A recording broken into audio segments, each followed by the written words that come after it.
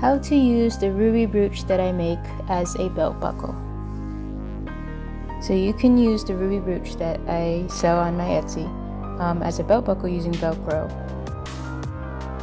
And you'll place the Velcro through the bar pins on the back of the RWBY brooch. And it's important to note that the soft side and the hard side are attached to each other on the Velcro. And then you're going to just wrap it around whatever belt you're using.